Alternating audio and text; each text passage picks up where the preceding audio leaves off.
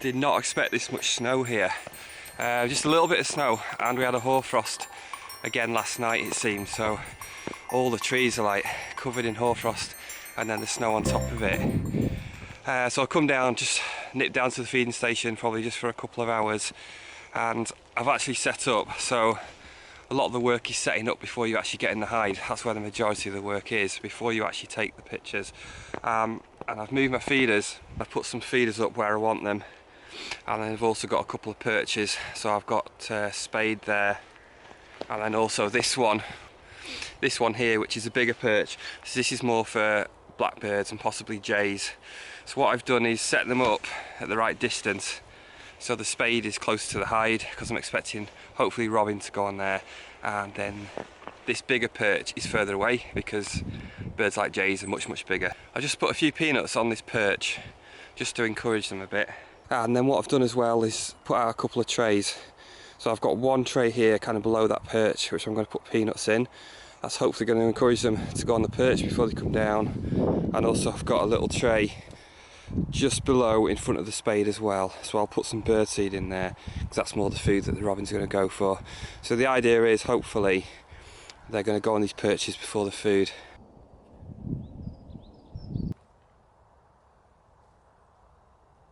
So the background towards the hedge is a bit messy usually, but the idea was if it snowed it would just change it completely, because when you get a mixture of snow and branches, when it goes out of focus it tends to create a really nice soft, quite uniform looking background.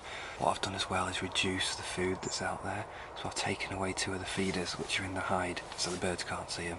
So there's just 2 feeders up, 1 seed feeder and 1 fat ball feeder.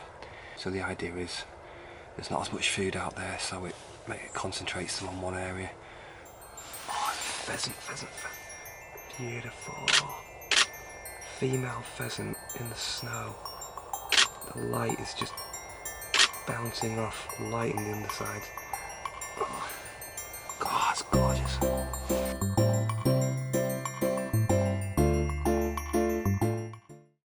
The light looks amazing.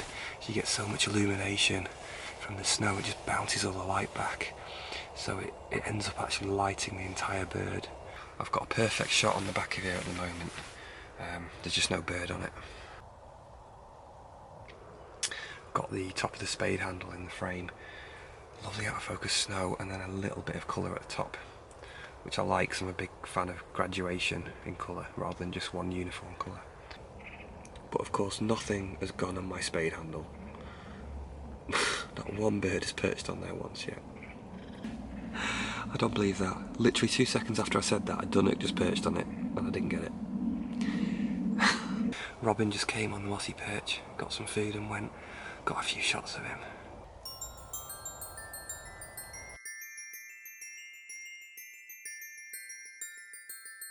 I've only been here about 15 minutes and already I've got some shots. The light's just slightly different depending where the birds are. So if they go on the perches, it's just a little bit darker, and if they're on the ground further away, it's just a bit more light. So I'm using manual exposure. It's really easy just to tweak the exposure. So if they're on the perches, I've got ISO 1250 at 6.3, so those 2 things will probably stay the same. If they're on the perches, the good exposure is giving me about 1/800th of a second. If the bird's further away on the ground, where it's a bit brighter, I'm just literally bumping up the shutter speed by 2/3, so it's 12/50th of a second.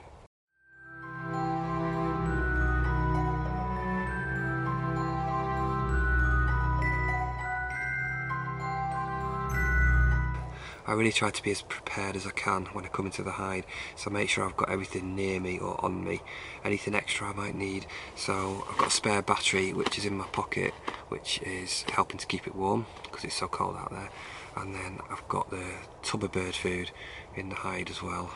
And then I've got my bag just in front of me with a ham and cheese wrap. I've just pressed record in the hope that you can hear the jays squawking.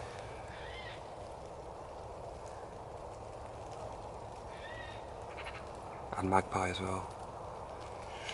Oh, come on, Jay. Come on, you sparkling weirdo of the crow family. I want a J on that mossy perch with the snow. Although, when I've checked through the camera, I've realised I've actually put it too close. So, it's a bit too close.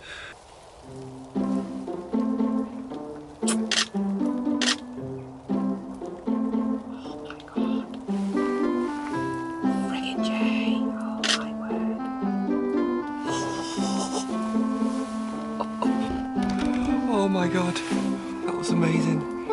I'm just about to tell you about the fact that I forgot my gimbal head. And I could hear the jays squawking. And I looked up and there's a bloody jay on the perch. It was just there on the mossy perch.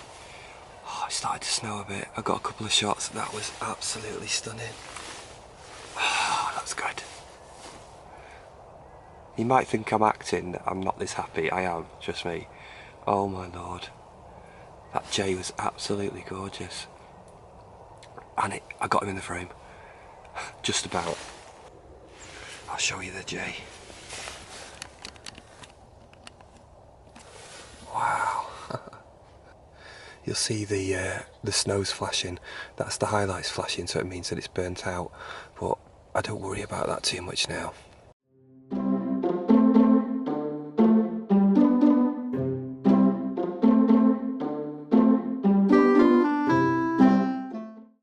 Again with the snow reflecting the light on him, just fantastic.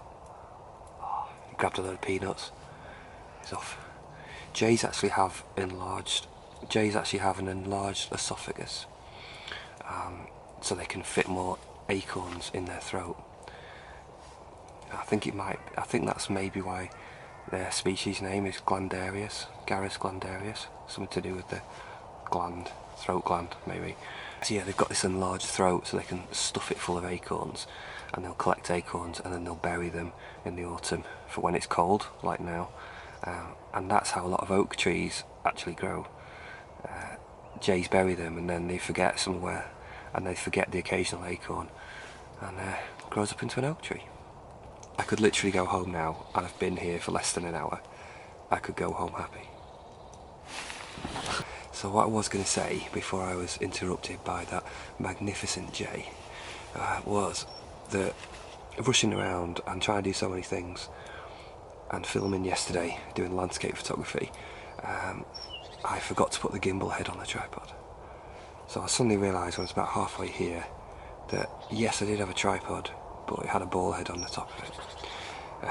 So I just had to make do. Yeah. It's doing fine actually. It's holding the weight of the 500mm okay, because it's a reasonable sized ball head, this one. It's a pig iron one. That's what it's called, pig iron. So I wasn't too happy about that, but in actual fact it's doing okay.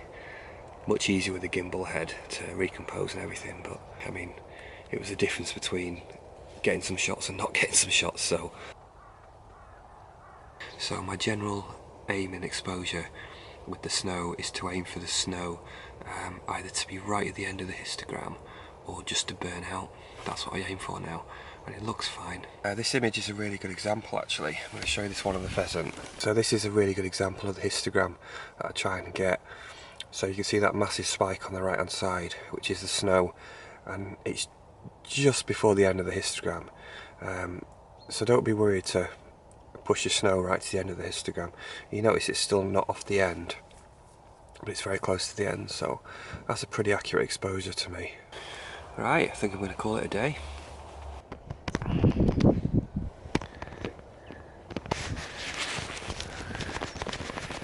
Oh wow. Whew. Cold, very cold.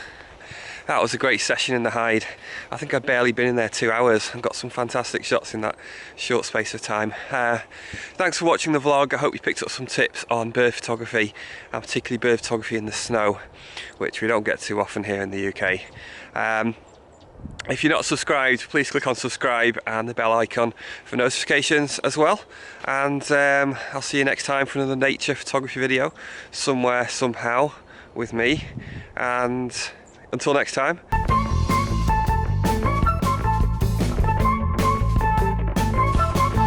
He's getting cold.